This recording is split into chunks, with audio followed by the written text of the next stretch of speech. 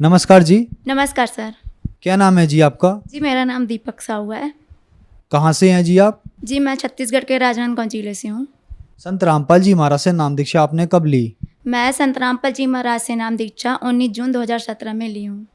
संत रामपाल जी महाराज से नाम दीक्षा लेने से पहले क्या आप कोई भक्ति साधना भी करती थी? जी हाँ, मैं संत रामपाल जी महाराज से नाम दीक्षा लेने से पहले हमारे हिंदू धर्म में जितने भी देवी देवता हैं 33 करोड़, इन सबको भी पूजती थी, क्योंकि हमारे मम्मी पापा पेरेंट्स पहले से इन सबकी पूजा करती थी, तो हमें भी सिखाए थे कि हमें इन्हीं की भक्ति करनी है। और एक तरफ हम लोग दामाखेड़ा पंथ है हमारे छत्तीसगढ़ में, प्रकाश मुनि नाम से एक कबीरपंथी संत है, उनसे भी हमारी फैमिली पहले से दीक्षित थी, दादा परदादा और पापा जी लोग तो उनकी भी भक्ति करते थे। जैसे कि आपने बताया कि आप दामाखेड़ा पंथ से बचपन से ही जुड़ी हैं, तो फिर संत रामपाल जी महाराज के शरण में आने की क्या जरूरत पड़ी?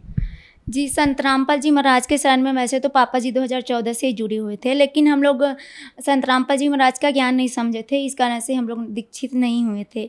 फिर अचानक 2017 में मेरे अंदर प्रेरणा जगी कि मैं संत रामपाल जी महाराज का सत्संग सुनूँ। उसके बाद मैं कंटिन्यू संत रामपाल जी महाराज का सत्संग सुनने लगी और उनके द्वारा एक लिखित अनमोल पुस्तक है जिनका नाम है ज्ञान गंगा, उसको भी मैं कंटिन्यू रीड करने लगी। उसके बाद मुझे संत रामपाल जी महाराज के इस तत्व ज्ञान का ज्ञान हुआ। उसके बाद मैं जो भी भक्ति साधना मैं पहले कर रही थी उसको त्याग दी और संत रामपाल जी महाराज से पापा को बोली कि पापा मुझे भी संत रामपाल जी महाराज से नाम दीक्षा दिलवा दो। उसके बाद मैं 2017 में संत रामपाल जी महाराज से नाम दीक्षा ले ली। संत रामपाल जी महाराज से जो भी श्रद्धालु नाम लेते हैं उनको सभी को लाभ मिलते हैं, क्या आपके साथ भी ऐसा हुआ? जी, संत रामपाल जी महाराज से नाम दीक्षा लेने के बाद मुझे और मेरी फैमिली को बहुत लाभ हुए। उनमें से मैं कुछ लाभ आपसे शेयर करना चाहती हूँ। उनमें से पहला लाभ मेरे खुद का है। मुझे लगभग जब मैं 9th क्लास में थी तो 9th से लेकर 12th तक मुझे आँखों में से आंसू निकलना और सिर दर्द करना, ये बहुत बड़ी प्रॉब्लम मुझे रही।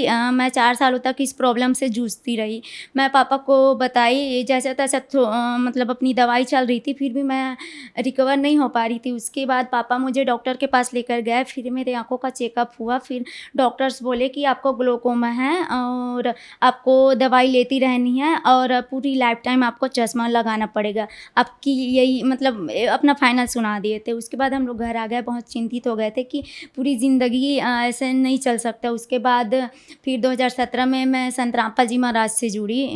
फिर मैं उनके द्वारा बताए गए सत मंत्रों का जाप कंटिन्यू करती रही। फिर मैं धीरे धीरे रिकवर होने लगी। आज मैं पूरी तरह से स्वस्थ हूँ। मुझे आँखों में किसी भी प्रकार की कोई समस्या नहीं है, ना मेरे सिर का दर्द भी पूरी तरह से समाप्त हो चुका है। संत रामपाल जी महाराज से जुड़ने के बाद और उनके द्वारा दिए गए सत मंत्रों के जाप जैसे मैं कंटिन्यू करती रही, उसके बाद धीरे धीरे मेरे आँखों से आंसू निकलना और जो सिर का दर्द है पूरी तरह से आज समाप्त हो चुका है। मेरी मम्मी को लगभग 2 से 3 साल तक वह सिर की बीमारी से जूझ रही थी।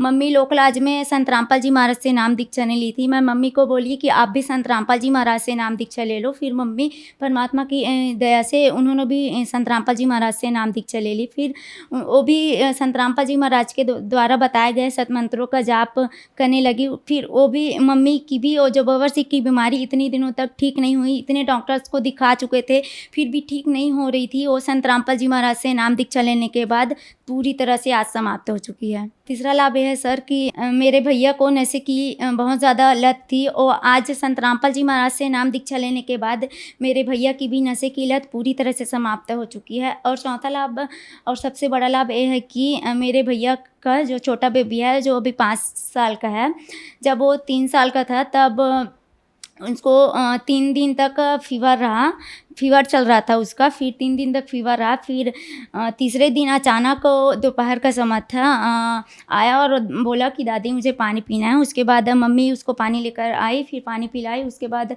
अचानक झटका सा दिया और बेहोश होकर गिर गया। फिर भैया उसको गोद में लिए और देखे तो उसकी मतलब वो जीवित नहीं था, वो मर चुका था। उसके बाद हम लोग बहुत ज़्यादा रोने लग गए। उसके बाद जो संत रामपाल जी महाराज का दंडवत स्थल हमारे घर पर बनाए हुए हैं, वहाँ ले जाकर उस बच्चे को लिटा दिए। उसके बाद तब मेरे भैया नाम दीक्षा नहीं लिए थे, सिर्फ मैं, पापा और मम्मी 3 जने ही नाम दीक्षा लिए थे। उसके बाद संत रामपाल जी महाराज से हम लोग अर्ज करने लगे कि परमात्मा आप तो मुर्दे तक को जीवित कर देते हो, हम भी आपके शरण में हैं, आज इस बच्चे को आप बचा लीजिए। आपको अगर आप सच में सच्चे परमात्मा हो तो इस बच्चे को जीवित करके दिखाओ। क्योंकि भैया नाम दीक्षा नहीं लेते तो सबसे ज़्यादा वही बोले कि अगर आप सच में पूर्ण परमात्मा हो, अगर मुर्दे तक को जीवित करने की आप शक्ति रखते हो तो आज इस बच्चे को जीवित करके दिखा दो। उसके बाद संत रामपाल जी महाराज के आश्रम से हमें अमृत जल और प्रसाद मिलता है, उसे उस बच्चे को खिलाए, दंडवत किए संत रामपाल जी महाराज को और उस बच्चे को अमृत जल और प्रसाद खिलाए। उसके बाद 30 मिनट के बाद वह बच्चे की शरीर में हलचल होना शुरू हो गया और वह बच्चा 30 मिनट के बाद उठकर बैठ गया, जीवित हो गया। तब हमें प्रमाण मिला और मन में भी मतलब दृढ़ हुआ हमारा विश्वास कि वाकई में आप पूर्ण परमात्मा हो जो मुर्दे तक को भी जीवित कर देते हो परमात्मा। आज तो हमारे आंखों के सामने एक घटना घटी है। फिर उसके बाद मेरे भैया को भी दृढ़ विश्वास हुआ, फिर उन्होंने भी 2 घंटे बाद जाकर संत रामपाल जी महाराज से नाम दीक्षा ले ली। पहले जब हम संत रामपाल जी महाराज से नहीं जुड़े थे तो हमारी आर्थिक स्थिति बहुत ज़्यादा खराब रहती थी और अभी का समय है, अभी पहले मेरे पापा और मेरे भैया दूसरे का शॉप में जाकर जॉब करते थे और अब का समय है परमात्मा की दया से हमारी आर्थिक स्थिति बहुत अच्छी है और हमारे खुद के 2 शॉप है परमात्मा की दया से। दीपक जी, जैसे कि दामा खेड़ा पंथ वाले कबीर साहब जी को मानते हैं और संत रामपाल जी महाराज जी भी कबीर साहब जी को मानते हैं, तो आप इतना पुराना पंथ दामा खेड़ा छोड़कर संत रामपाल जी महाराज की शरण में क्यों आई? जी पहले तो वहाँ जुड़े थे लेकिन वो लोग कबीर साहब, कबीर पंथी उसे कहते हैं जो कबीर साहब के बताए हुए मार्गों पर चले, लेकिन वो लोग बिल्कुल भी आज के जो अपने आप को कबीर पंथी बोलते हैं, हम भी पहले बोलते थे लेकिन हम लोग चलते बिल्कुल भी नहीं थे। कबीर साहब जी ने मूर्ति पूजा का भी खंडन किए थे, लेकिन आज के जो कबीर पंथी और एक तरफ मूर्ति पूजा भी करते हैं और एक तरफ अपने आप को कबीर पंथी भी बताते हैं, तो ये सब हमें नहीं जची।